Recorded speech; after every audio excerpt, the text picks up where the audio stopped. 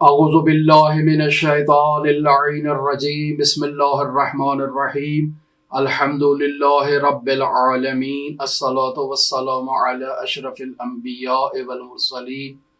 وعلى آلہ طیبین الطاہرین المعصومین الذین اذہب اللہ عنہم الرجس وطہرہم تطہیرا اما بعد۔ عزیزان محترم، حضرت امام موسیٰ کاظم علیہ آلاف و تحیت و ثنا کے واقعات حکایات سے متعلق ہم آپ سے گفتگو کر رہے تھے۔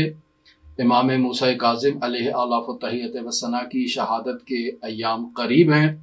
شقیق بلخی کا ایک واقعہ حضرت امام موسیٰ کاظم علیہ آلاف و تحیت و ثنا کی حیات طیبہ میں نمایاں ہے، جسے آپ کی خدمت میں بیان کرتا ہوں۔ یہ شقیق بلخی کہتا ہے کہ 149 ہجری قمری میں حج کے لیے مشرف ہوا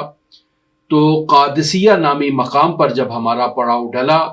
تو وہاں میں نے یہ مشاہدہ کیا کہ حجاج نہایت ہی جاہ و جلال کے ساتھ، نہایت ہی زینت و آلات کے ساتھ مجہز ہو کر، تیار ہو کر، آمادہ ہو کر وہاں پر ٹولیوں کی صورت میں بیٹھے ہوئے ہیں، جبکہ ایک نوجوان جو نہایت ہی نحیف اور کمزور قسم کا ہے، جس نے ایک مخصوص قسم کا لباس پہن رکھا ہے اور سب سے الگ تھلگ ایک کونے میں بیٹھا ہے۔ شقیق بلخی کہتا ہے کہ میں نے یہ گمان کیا کہ شاید یہ کوئی صوفی شخص ہے کہ جو اجتماع سے گریز اختیار کر کے دور کونے میں بیٹھا ہے تاکہ معاشرے سے دور بیٹھا رہے۔ تو ایسے میں مجھے دل میں یہ گمان ہوا کہ یہ صوفی ہے، تو میں کیوں نہ جا کر اس کو نصیحت کروں، وعظ کروں، خدا خوفی دلاؤں کہ لوگوں کے درمیان آ کر بیٹھا کرو، یہ کیا صوفی گری ہے کہ تم لوگوں سے دور ہو کر بیٹھے ہوئے ہو۔ ایسے میں شقیق بلخی کہتا ہے کہ جیسے ہی میں اس نوجوان کے قریب ہوا تو اس نوجوان نے مجھے میرے نام سے مخاطب قرار دے کر فرمایا کہ یا شقیق اجتنبوا کثیرا من الظن ان بعض الظن اثم، اے شقیق گمان سے اجتناب کرو، چونکہ بعض گمان ایسے ہیں جو خود گناہ کا درجہ رکھتے ہیں۔ یہ شقیق کہتا ہے کہ میں نہایت متعجب ہوا کہ اس جوان سے میرا کوئی تعارف نہیں ہے، کوئی جان پہچان نہیں ہے، یہ مجھے میرے نام سے بھی مخاطب قرار دے رہا ہے اور میرے دل میں پوشیدہ راز کو بھی جانتا ہے کہ میں نے اس کے بارے میں یہ گمان کیا ہے کہ یہ شخص صوفی ہے اور میں اسے نصیحت کرنے کے لیے اس کے قریب آیا ہوں۔ تو اس کو معلوم ہے اور یہ قرآن مجید میں سورہ حجرات کی آیت نمبر 12 کی تلاوت کر کے مجھے کہہ رہا ہے کہ اجتنبوا کثیرا من الظن ان بعض الظن اسم، کہ بعض گمان جو ہیں وہ گناہ ہوتے ہیں، ان سے اجتناب کیا جائے۔ لہٰذا یہ نہایت ہی متعجب ہوتا ہے اور اپنی اس طرز تفکر کے اوپر شرمندہ اور نادم ہوتا ہے۔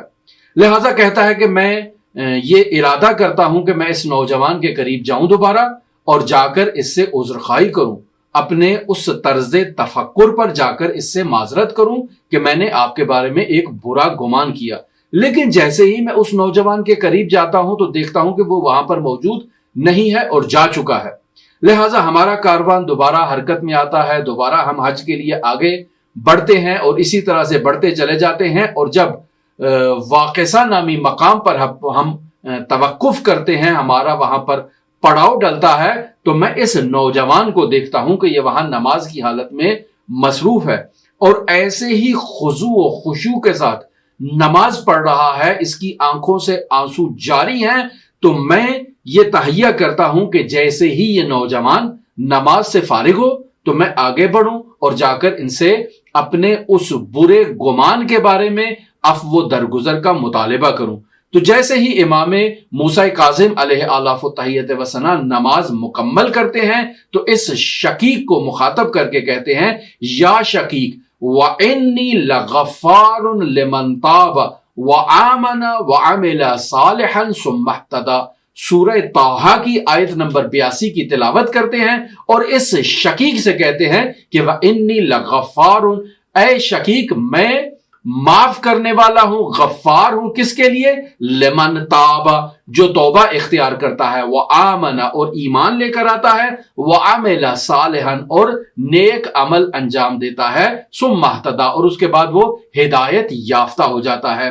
تو اب شقیق نہایت متعجب ہوتا ہے کہ اس نوجوان نے پہلے مقام پر بھی میرے دل کے راز کو جان لیا اور یہ جان لیا کہ میں اسے صوفی تصور کر رہا ہوں، لہٰذا کہا کہ ان بعض الظن اسم، بعض گمان جو ہے وہ گناہ ہوتے ہیں، لہٰذا ایسے گمانوں سے اجتناب کرو۔ اور اب جب میں ان سے توبہ اور ان سے اپنے اس غلط طرز تفکر پر معافی کا مطالبہ کرنے کے لیے نزدیک آنا چاہتا ہوں، تو اب انہوں نے سورہ طٰہٰ کی آیت نمبر 82 کی تلاوت کر کے مجھے یہ بتایا ہے کہ اے شقیق میں درگزر کر چکا ہوں، تم نے اگر میرے بارے میں کوئی ایسا گمان کیا تھا تو میں اسے معاف کر چکا ہوں، انی لغفار لمن تاب، جو توبہ کرتا ہے میں اسے معاف کر دیتا ہوں۔ یہ شقیق کہتا ہے کہ یا یہ شخص کوئی ابدال میں سے ہے یا اولیاء الہی سے ہے کہ جس نے 2 مرتبہ میرے دل کے راز کو جان لیا ہے، لہٰذا مجھے اس کے بارے میں تجسس بڑھتا ہے، لہٰذا اگلی منزل پر جب ہم پہنچتے ہیں اور ہمارا کاروان جب اگلے مقام پر پڑاؤ ڈالتا ہے تو میں وہاں مشاہدہ کرتا ہوں کہ یہ نوجوان ایک کنویں سے پانی نکالنا چاہتا ہے وضو کرنے کی خاطر، کہ اس کے ہاتھ میں جو ڈول ہوتا ہے پانی کا وہ کنویں کے اندر گر جاتا ہے۔ تو ایسے میں یہ نوجوان آسمان کی طرف رخ کر کے خداوند متعال کے حضور کچھ دعا کرتا ہے کہ اس کی دعا کے نتیجے میں وہ کنویں کا پانی جو ہے وہ اوپر آتا ہے۔ جیسے ہی پانی اوپر آتا ہے تو یہ نوجوان ہاتھ بڑھا کر اس پانی سے وضو کرتا ہے اور جا کر نہایت ہی خلوص کے ساتھ خداوند متعال کے حضور خضوع و خشوع کے ساتھ 4 رکعت نماز ادا کرتا ہے۔ پھر اس کے بعد ہمارا کاروان حرکت کرتا ہے اور مکہ میں داخل ہوتا ہے، تو آدھی رات کو میں اس نوجوان کو مسجد الحرام میں مشاہدہ کرتا ہوں کہ یہ نہایت ہی خضوع و خشوع کے ساتھ خداوند متعال کے حضور گڑگڑا رہا ہے اور نمازیں اور نوافل ادا کر رہا ہے، اور اس کی یہ کیفیت نماز فجر تک جاری رہتی ہے۔ پھر یہ نماز فجر ادا کرتا ہے، طواف کرتا ہے اور نکلتا ہے مسجد الحرام سے باہر۔ میں اس نوجوان کے پیچھے جاتا ہوں تو جا کر کیا دیکھتا ہوں کہ یہ مسجد سے باہر غلاموں کے ایک جھرمٹ میں موجود ہے اور غلاموں کی احوال پرسی کر رہا ہے، گفتگو کر رہا ہے۔ پس میرے ذہن میں جو گمان آیا تھا کہ یہ نوجوان شاید کوئی صوفی ہے جو اجتماع سے گریز اختیار کر رہا ہے، دوری اختیار کر رہا ہے، جبکہ اب میں دیکھ رہا ہوں کہ یہ غلاموں کے درمیان موجود ہے، تو مجھے معلوم یہ ہو گیا کہ وہ ان افراد سے جو دوری اختیار کر رہا تھا، ان کے تجمل اور ان کی ظاہری کنڈیشن کی وجہ سے ان سے دوری اختیار کر رہا تھا، جبکہ اب غلاموں کے جھرمٹ میں موجود ہے اور ان کی اچھی طرح سے نوازش کر رہا ہے اور گفتگو کر رہا ہے۔ ایسے میں ایک شخص سے پوچھتا ہوں کہ یہ نوجوان کون ہے جو غلاموں کے جھرمٹ میں موجود ہے، تو مجھے تعارف کرایا جاتا ہے کہ یہ موسیٰ بن جعفر بن محمد بن علی بن حسین بن علی ابن ابی طالب ہے۔ تو اس طرح سے میں امام موسیٰ کاظم علیہ آلاف التحیت والثناء کو ان خصائص کے ساتھ پہچانتا ہوں کہ جن خصائص کے متعلق مجھے پہلے اس شخصیت کے بارے میں علم نہیں تھا۔ یہ عجیب و غریب واقعہ ہمیں امام موسیٰ کاظم علیہ آلاف التحیت والثناء کی حیات طیبہ میں ملتا ہے۔ ہماری گفتگو آپ کے ساتھ حضرت امام موسیٰ کاظم علیہ آلاف التحیت والثناء کے بارے میں جاری رہے گی، ہمارے ساتھ رہیے گا۔ اللہم صلی علی محمد و آل محمد وعجل فرج قائم آل محمد۔